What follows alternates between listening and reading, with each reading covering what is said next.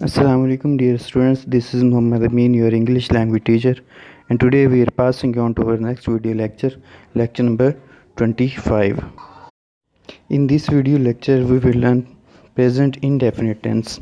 इस video lecture में हम प्रेजेंट इंडेफिनिट टेंस पढ़ेंगे।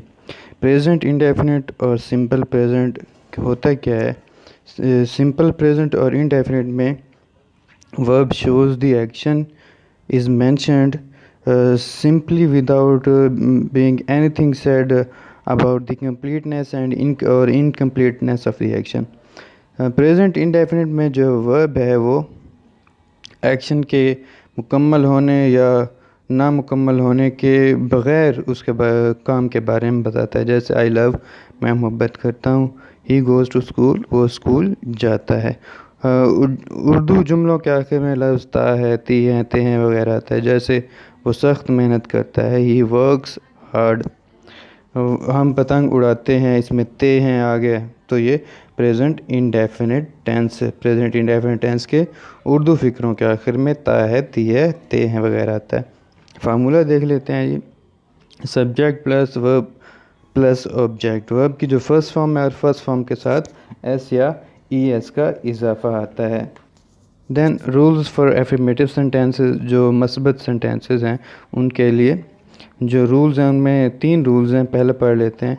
इन simple present we use the first form of verb. Simple present में या प्रेजेंट इंडेफिनिट में हम वर्ब की फर्स्ट फॉर्म इस्तेमाल करते हैं। जैसे दे प्ले हॉकी, वो हॉकी खेलते हैं, इसमें प्ले जो है वो वर्ब की फर्स्ट फॉर्म है। विद थर्ड पर्सन सिंगुलर में क्या आता है? ही, शी, इट या सिंगुलर नाउन अगर सब्जेक्ट होंगे तो वर्ब के साथ एस या ई एस का इजाफा किया जाएगा। In the verb ending such sound C H, S H, O, X, double S वगैरह, अगर इन साउंड्स पर कोई वर्ब ख़त्म हो रहा हो तो फिर ई एस का इजाफा होगा। जैसे ही कैचेज़ द बॉल, उसमें कैच जो है सी एच पर ख़त्म हो रहा है तो उसके साथ ई एस कैचेज़ लगाया हमने। नेगेटिव सेंटेंसेस, नेगेटिव में फार्मूला पहले देख लेते हैं। Subject plus helping verb plus not plus verb first form plus object. Helping verb जो है वो डू और डज आता है। In negative sentences helping verb do और does are used with not. Does is use with third person singular, जो he, she, it और singular noun है उनके साथ, और बाकी जितने भी पर्सन हैं जैसे कि आई है, वो है, यू है, दे है, इनके साथ हम डू का इस्तेमाल करते हैं। जैसे I do not like you, I जो है वो थर्ड पर्सन सिंगुलर नहीं है इसलिए हमने इसके साथ डू लगाया। और he does not learn his lesson, he जो है वो थर्ड पर्सन सिंगुलर है तो इसके साथ हमने डज़ लगाया। इंट्रोगेटिव सेंटेंसेस, इंट्रोगेटिव में हम हेल्पिंग वर्ब शुरू में ले आते हैं plus subject plus verb first form plus object plus question mark. Rules in interrogative sentences, do और does is placed before the subject and question mark is placed at the end of the sentence. जैसे do I watch horror films, do शुरू में आ गया और end पर question mark. Interrogative negative sentences, formula देख लेते हैं। इसमें जो है सब्जेक्ट के बाद नॉट आता है इंट्रोगेटिव और नेगेटिव में, ये बात हमने जहन में रखनी है। हेल्पिंग वर्ब डू और डज शुरू में आएंगे प्लस सब्जेक्ट, सब्जेक्ट के बाद नॉट आएगा plus verb first form object and question mark. Do I not work hard, इसमें डू वो जो है शुरू में आ गया, उसके बाद आए और आई के फ़ौरन बाद यानी कि सब्जेक्ट के बाद नॉट आएगा। इस चीज़ को आपने जहन में रखना है। Double interrogative sentences, formula W H conjunction शुरू में आएगी प्लस हेल्पिंग वर्ब डू और does plus subject plus verb first form plus object and question mark. Rules, W H family include 7 डब्ल्यूज, उसमें when, which, what, why, who, how और where वगैरह शामिल हैं। फिर W H words helping verb is necessary. W H word जो है उसके फ़ौरन बाद हेल्पिंग वर्ब आना नेसेसरी है, लेकिन अगर हम हेल्पिंग वर्ब इसके फ़ौरन बाद नहीं लगाते, सब्जेक्ट के बाद लगाते हैं तो एंड पर क्वेश्चन मार्क नहीं आएगा। In present indefinite helping verb is not used with who. Present indefinite में जो डब्ल्यू एच फैमिली में हु है उसके साथ हेल्पिंग वर्ब नहीं आएगा। यूजेस देख लेते हैं। आपको यूजेस जो है वो उनका पता होना ज़रूरी है। तो इसके यूजेस जो हैं उनमें पहला है to express habitual actions and matters of routine. जैसे कि आदत और मामूल के जो काम है उनको ज़ाहिर करने के लिए प्रेजेंट इंडेफिनिट टेंस इस्तेमाल होता है। जैसा कि he gets up early in the morning, ये उसकी हैबिट है और मैटर ऑफ रूटीन है। इस तरह to express universal and general truth, जो यूनिवर्सल या जनरल ट्रूथ है उसको बयान करने के लिए भी प्रेजेंट इंडेफिनिट टेंस इस्तेमाल होता है। जैसा कि जो है the sun sets in the west, ये यूनिवर्सल ट्रूथ है। इसी तरह टू इंडिकेट फ्यूचर, फ्यूचर को ज़ाहिर करना होता भी हम प्रेजेंट इंडेफिनिट टेंस इस्तेमाल करते हैं। जैसा he leaves for Karachi tomorrow, वो कल कराची जाएगा या जाता है।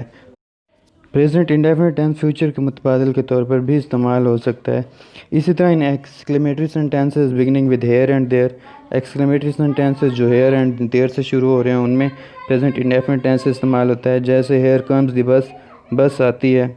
इसी तरह जो है वो जो मैचेस की कमेंट्री है उनमें अगर जो है वो प्रेजेंट इंडेफिनिट टेंस इस्तेमाल होता है। जैसे इन कम्स वकार एंड स्पोज टू टंडोलकर। इसी तरह न्यूज़पेपर की जो हेडलाइंस हैं उनमें प्रेजेंट इंडेफिनिट टेंस इस्तेमाल होता है। तो इन कुछ चीज़ों को आपने जहन में रखना है। नोट पढ़ लेते हैं। In sentences simple present tense the following verbs adverbs में be used often, seldom, rarely, generally, usually, always, never, every week, every day, every year etcetera वगैरह। ये तमाम जो एडवर्ब्स हैं ये मैटर्स ऑफ रूटीन और हैबिचुअल एक्शंस को ज़ाहिर करते हैं, इसलिए प्रेजेंट इंडेफिनिट टेंस में इस्तेमाल होते हैं। अगर ये किसी फ़िक्र में आ जाते हैं तो हमें वहाँ पर प्रेजेंट इंडेफिनिट टेंस का इस्तेमाल करना चाहिए। अब जो है हम पैसिव वॉइस देख लेते हैं प्रेजेंट इंडेफिनिट टेंस के। पैसिव वॉइस की आपको पहले डेफिनेशन पता होनी चाहिए कि पैसिव वॉइस होता क्या है। Passive voice a form of verb which tells what happens to the subject of the verb.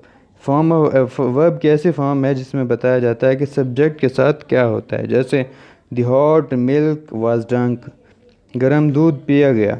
इसमें जो एम्फेसिस है वो एक्शन जो ऑब्जेक्ट है उस पर है। ऑब्जेक्ट इसमें एक्टिव है और subject passive. Rules to change the active to passive voice, इसमें आपको ये 6 रूल्स याद रखने हैं। मैं आपके लिए पढ़ देता हूँ इनको। Change the object into subject, object को सब्जेक्ट बनाएं। Use helping verb according to the tense, tense के लिहाज से हेल्पिंग वर्ब का इस्तेमाल करें। जैसे जो प्रेजेंट इंडेफिनिट टेंस है उसमें इज़ एम आर यूज़ होता है। इसी तरह यूज़ पास्ट पार्टिसिपल वर्ब की थर्ड फॉर्म इस्तेमाल करें। यूज़ बाय का इस्तेमाल करें। Change subject into object, subject को ऑब्जेक्ट में चेंज करें। And use appropriate cases of pronoun, pronoun की जो अप्रोप्रिएट केसेस हैं वो इस्तेमाल करें। अब जो है प्रेजेंट इंडेफिनिट टेंस, उसके लिए आपको उस प्रेजेंट इंडेफिनिट टेंस का जो एक्टिव वॉइस का फार्मूला है वो याद रखना चाहिए।